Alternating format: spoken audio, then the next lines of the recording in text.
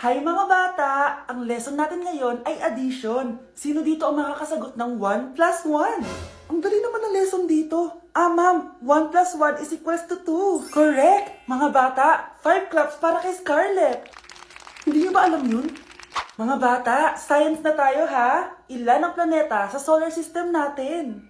Ba't walang nagtataas ng kamay? Ma'am, there are 8 planets in our solar system. Correct! Siguro nag-a-advance reading si Scarlett. Lo, ba't parang walang alam yung mga kaklase ko? Okay, tatatakan ko ng star sa kamay ang makakasagot neto. What are the primary colors? Ha? Ba't ang dadali na subject dito? Last sem, nag-research lang ako eh. Ma'am, the primary colors are red, blue, and yellow. Wow! Mukhang may magiging top 1 na tayo ah. Hala, mukhang magiging top 1 pa ako dito. Namali siya na classroom. Scarlett Iha, namali ka daw ng classroom, oo. Lumipat ka na lang dun sa grade 12. Ano? Siya ba'y napunta sa kinder? Alright, may bagong dating tayo, class. Miss, pwede mo bang sagutin ito nasa blackboard? Ano yan? Madali lang yan. Madali? Sir, babalik na lang pala ako sa kinder. Buti ba doon magiging top 1 ako? Bye! Good morning, class! Good mood si ma'am ngayon na. Sana good mood lang siya gang mamaya. Bago tayo mag-start, mag-pray muna tayo, okay? Sino gusto mag-lead? Di ako marunong niyan, ikaw na lang. Lalo na ako. Di nga ako sumisimba eh. Wala. Pag walang pumunta sa harap, lahat kayo i-absent ko! Bes, ikaw na lang. Ma'am, ako na lang po. Madali naman pala kayo kausap eh.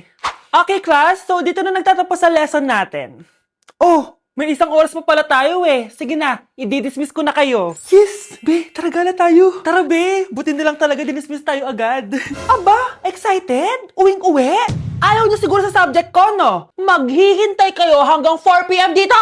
Walang uuwi! Grabe naman yung mood swing ni ma'am. Nakakainis. I love you too. Okay, class. Dahil good mood ako today, hindi tuloy ang quiz at lesson natin. Ay, salamat. Magagawa ko na yung assignment ko sa math. Bes, pakopya naman ako niyan. Aba! Sino nagsabi sa inyo na pwede kayo gumawa ng assignment sa ibang subject, ha? Ma'am, talagang sinisira niyo mood ko, ha? Lahat kayo bagsak sa quiz! Excuse me, Ma'am Reyes? Bakit mo tinatakot ang mga anak ko?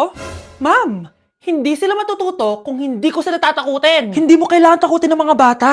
Kausapin mo sila na maayos. Tama. Tayo ang pangalawa nilang magulang. Dapat maging safe sila sa atin. Gusto mo bang maalala ka nila sa mga pananakot mo? Facts, ma'am. Umayos ka na, ha? Kung ayaw mong isumbong kita sa principal. Deserve.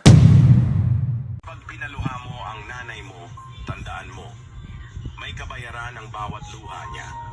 Isipin mo ito, noong maliit ka pa, ilang beses ka bang umiyak sa gabi?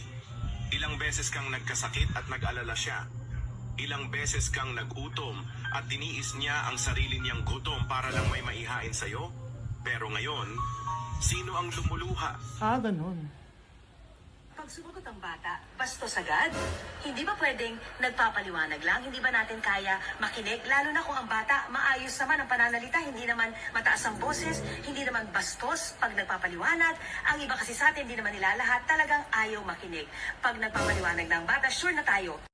Ay, Nay! Good news! Nanalo ako sa loto! Totoo ba, anak? Tumama lahat ng numero sa panaginip ko, Nay. Ay, alam mo anak, swerte ka talaga eh. Nay, may good news din ako. Gagraduate na ako next month. Talaga ba, anak? Akala ko talaga bagsak pa rin ako eh. Buti naman at di ka na ulit ng high school. Congrats! Good luck sa college! Mga anak, may good news din ako. Sabi ng doktor, magaling na daw ako sa sakit ko. So, ibig sabihin, hindi mo na kami makakalimutan, Nay? Oo, anak. Parang sunod-sunod yung swerte natin, Nay, no? Siyempre, dahil din yan kay Lord. O sige na, anong oras na? Matulog na tayo, ha? Good night, Nay.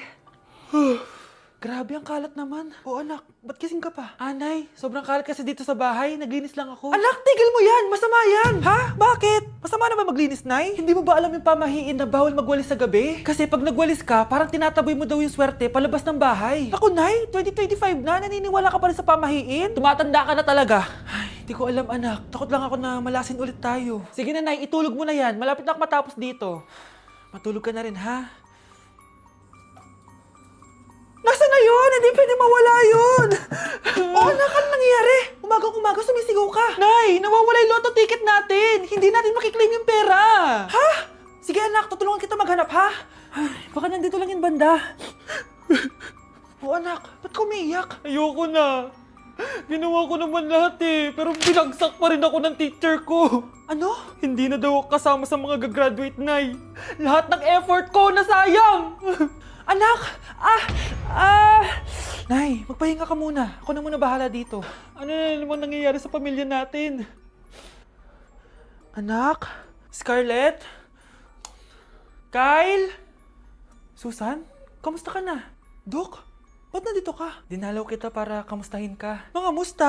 Di ba sabi niyo magaling na ako, Dok? Yun din nakakala ko. Ha? Teka lang, nakita mo ba yung mga anak ko? Susan, matagal nang patay ang mga anak mo.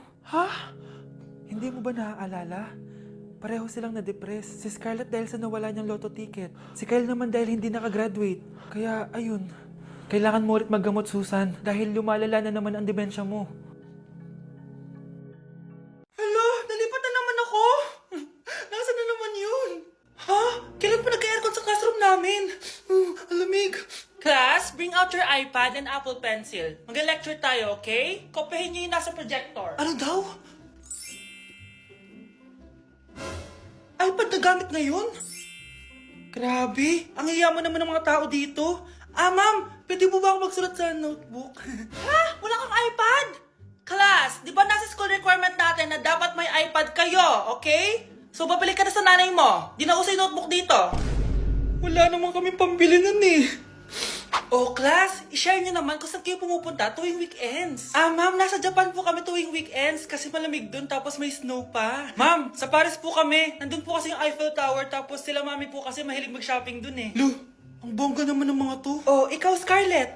Sa kwarto ko lang po, ma'am. Kailangan po ba umalis? Hindi naman. Siguro mas gusto ni Scarlett yung nagpapahinga siya sa magandang kwarto niya. Class, magkukulak ako ng class funds ha? 1,000 each student lang. Ha? 1,000 yung class funds dito. Ma'am, card po yung mode of payment ko. Sure, patap na lang. Ayan, ma'am, ako din po card. Ayan, okay na. Wala na akong pera. Ma'am, pwede ba ako bumalik sa dati kong school? Ang yayaman kasi ng mga tao dito eh. Ay, ganun ba? O sige, i-drop na lang kita ha? O ito po, ma'am, card na lang. National ID. Kakarating lang namin dito sa Vietnam at ano pa bang gagawin natin? Titikim tayo ng convenience store food. Hello, umuulan, tara na! Guys, hindi humihinto yung mga sasakyan dito kaya tatawid ka talaga. Update guys, buhay pa ako at hulaan nyo kung nasan ako.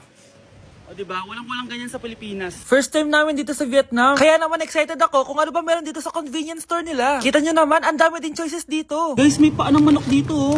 Check out natin to. Guys, parang ang sarap na tong Nutella banana oh. Guys, tignan yung hotdog dito oh. Kinakain daw to ng hello kaya i-check out na natin to. Tignan nyo yung mga drinks nila dito para lalagyan na lang ng ice. Parang masarap to guys oh, tong kulay ube. Hala guys, may Vietnamese oh. Sarap! Check out ko din yan. Grabe, bakit ang mahal? 345,000? Tikman na natin. Una natin tong Nutella banana. Guys, tignan nyo. Masarap siya. Bilhin nyo to guys. 10 out of 10. Next natin tong Thai chili paste and chicken floss. Let's go.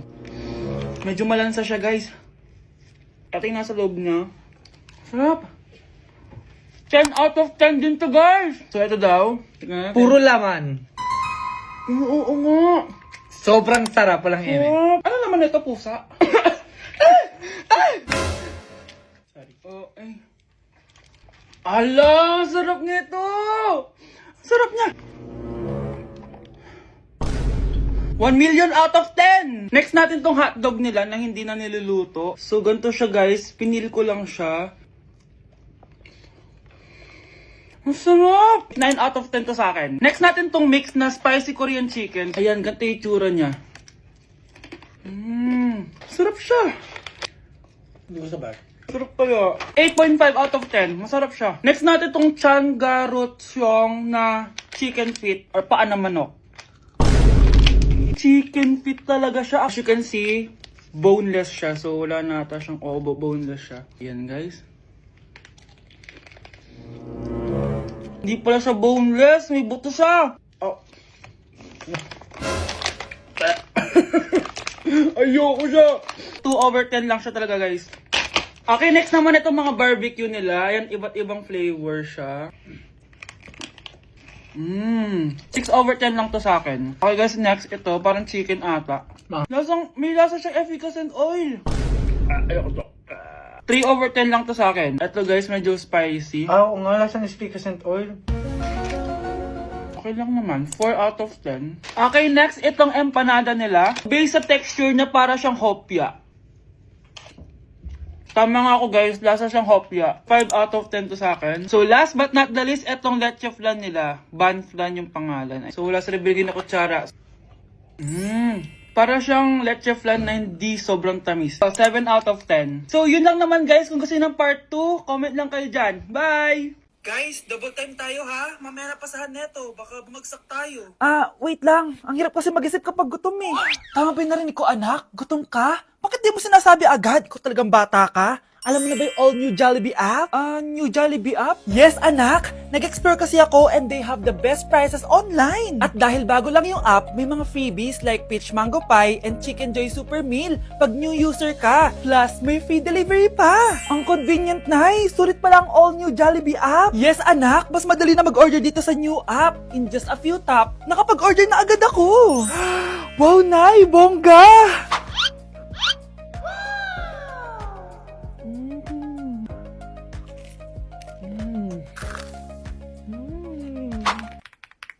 Ayan, nabasa ko na yung research namin. O, diba? Sabi ko sa'yo, ikain mo lang yan eh. Kaya ikaw, i-download mo na ang all-new Jollibee app. Order na!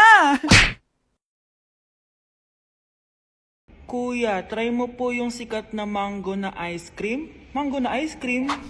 Mango is my favorite flavor, so let's try it. Wow, parang ang sarap niya. Tara, bili tayo. So, papunta na ako sa convenience store para hanapin yung famous na mango na yan. Sabi nila meron daw dito sa Vietnam. Kaya pumunta ako dito sa Circle K. Guys, meron dito oh. Hello, kompleto. Guys, excited na ako matry ito. Bilhin na natin. Grabe, napakamahal naman ng mga yan. Ayan guys, binili ko yung mango, yung lemon, tsaka yung peach. Eto na sila. Tikman na natin. Unahin na natin tong si mango kasi ito yung pinakasikat. Sirain ko na. Wow! Mukha talaga siyang mangga in real life, guys. Tapos dito siya hahawakan. Okay, unang kagat.